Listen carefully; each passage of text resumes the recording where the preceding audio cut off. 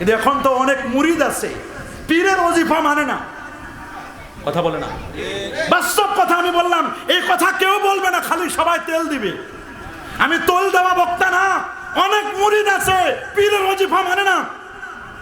পীর 5 ওয়াক্ত নামাজ পড়তো, পীর আওয়াবিন নামাজ পড়তো, পীর ইশরাক পড়তো, পীর মাশায়েখগণ আল্লাহর ওলিরা রাতের বেলা তাহাজ্জুদ পড়তো।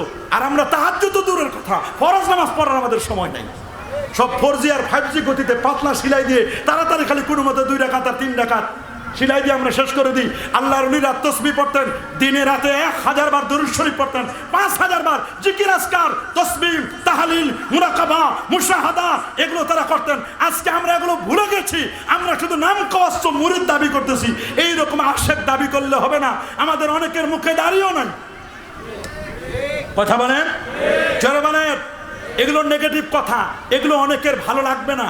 মুরিদ যেন মারিদ না হয়। বলেন, মুরিদ যেন কি না হয়, মারিদ যেন না হয়। আবার শয়তানি মারিদ এটাও যেন না হয়। মুরিদ মানে নিজের কোনো ইচ্ছা থাকবে না, নিজের ইচ্ছা, ইন্টেনশন, অভিপ্রায় সবগুলো আল্লাহর ওলির জন্য সঁপে দিবেন। আর আল্লাহর ওলি তিনি যে তরিকা মশক করাবেন, তিনি যে তাকে বায়াত করাবেন, এটা করাবেন আল্লাহর ওলিকে পাওয়ার জন্য নয়, আল্লাহ এবং আল্লাহর রাসূলকে পাওয়ার জন্য। আমরা বায়াত হব কি কোন আল্লাহর ওলিকে পাওয়ার জন্য না, আল্লাহ আল্লাহর রাসূলকে পাওয়ার জন্য। আল্লাহ এবং আল্লাহ রাসূলকে পাওয়ার জন্য আমরা বায়াত হব। তা আমি শাহ সুলতান বলখি মাহি সাওয়ারের ব্যাপারে এতটুকুনি বললাম। উনি রাজ দরবার ছেড়ে উনি ফকির আলী জীবন যাপন করেছেন। আল্লাহু আকবার বলেন, বলেন না। রাজ দরবার ছেড়ে কোন জীবন যাপন করেছেন? ওনাদের ফকির আলী জীবন। 14 শতাব্দীর পুণ্ড্রবর্ধন রাজা পরশুরামকে তিনি পরাজিত করেছিলেন। কাকে? পরশুরামকে। কাকে? পরশুরামকে তিনি পরাজিত করেছিলেন। পরশুরামের মেয়ে ছিল রাজকন্যা শিলা দেবী। যখন শুনেছে বাবার মৃত্যু হয়েছে, শিলা দেবী সেও মরেছে, তার বংশের আর কেউ ছিল না। পুরো রাজত্ব তখন আল্লাহর ওলি শাহ সুলতান বলখি মাহি সাওয়ার মহাস্থানগর পুন্ডু এই এলাকার দিনের দাওয়াত দিয়েছেন। পুরো বগুড়া, নওগাঁ, রাজশাহী ওই অঞ্চলে দাওয়াত দিয়েছিলেন। আল্লাহু আকবার বলেন।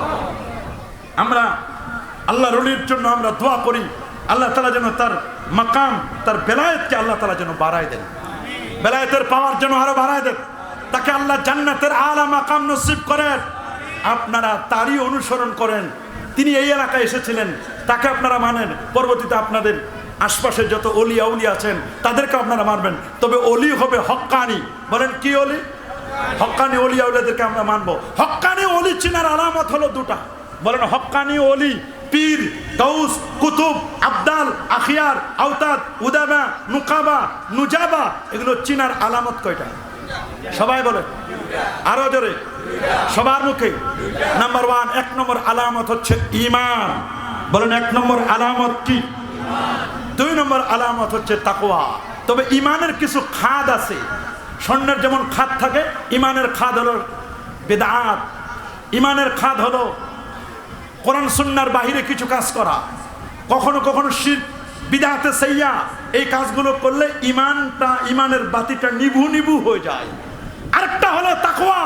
বলেন আরেকটার নাম কি? রাসূল বলেছেন আত-তাকওয়া হা হুনা, আত-তাকওয়া হা হুনা, আত-তাকওয়া হা হুনা। সুম্মা আশারা ইলা সাদরিহি।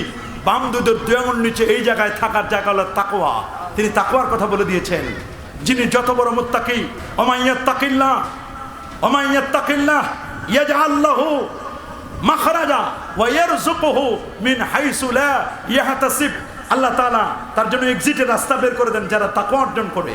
এবং ইন্না আকরামাকুম ইনদাল্লাহি আতকাকুম। যিনি যত বড় মুত্তাকি তার মর্যাদা তত বেশি। কে তালুকদার, কে জমদার, কে সোয়েব বংশের, কে মুহাদ্দিস, কে মুফাসসির, কে পীর, কে বুজুর্গ, এটা দেখবার সময় নাই। দেখো কার কত তাকওয়া আছে। আল্লাহু আকবার বলেন।